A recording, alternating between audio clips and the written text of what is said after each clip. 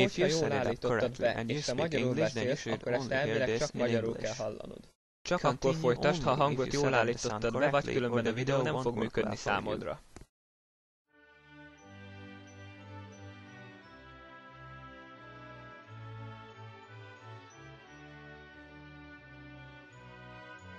Jelenlegi tudásunk szerint a rénszarvasok egyik ismert sem képes repülni. Igaz, a kutatók szerint még körülbelül 300 000 élő szervezetet kell tanulmányozni, hogy ezt biztonsággal kijelenthetjük, de ezen élőlények többsége valamilyen rovar vagy baktérium.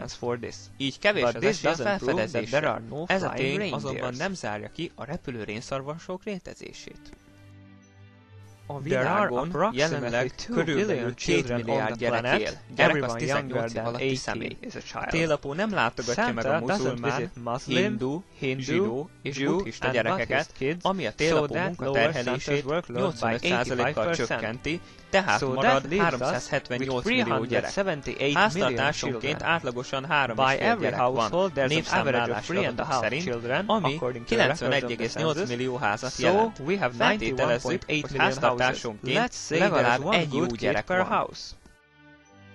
Télapónak a különböző időzónák és a Föld tengely körüli forgása miatt 31 órája van, és nem 24 arra, hogy az ajándékokat szétoszta, feltételezve, hogy keletről nyugat felé halad, ami számunkra teljesen logikus.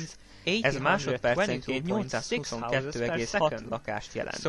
Tehát lakásonként 1000 másodperce van arra, hogy megálljon, kiszálljon a szánból, leugorjon a kéményen, lerakja az ajándékokat, a kéményen visszamásszon, beszálljon a szánba és a következő házhoz menjen.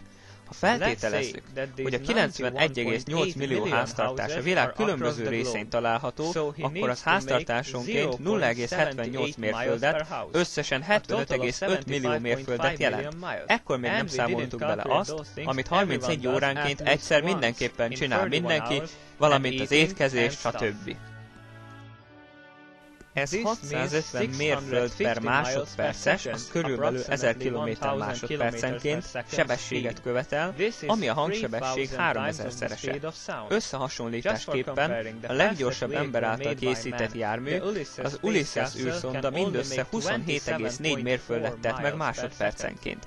Egy hagyományos rénszarvas legjobb esetben is csak 15 mérföldet, ami körülbelül 25 km képes futni óránként, ha nagyon siet. A játékok tömege egy újabb érdekes eredményhez vezet. Ha minden gyerek csak egy közepes méretű Lego csomagot kap, ami körülbelül 1 kg, az 321.300 tonnát jelent, és akkor még nem számoltuk magát a télapót, aki az állítások szerint igencsak túlsúlyos. A Földön egy hagyományos rénszarvas maximum 150 kg-os terhet képes húzni. Feltételezve, hogy a repülő rénszarvasok ennél ügyesebbek és 10-szer ennyit bírnak el, akkor is 214.200 rénszarvasra van szükség, nem pedig 6-8-ra, ahogyan azt a szemtanúk állítják. A sok rénszarvas persze tovább növeli a szánsúlyát, ami most már 353.430 tonna. Megint csak összehasonlításként, ez a tömeg 4-szer akkora, mint a Queen Elizabeth hajó tömege.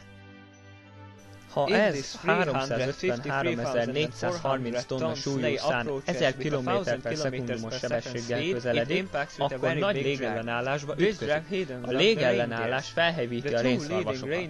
A két vezér rénszarvas másodpercenként 143 trillió joule energiát jel el.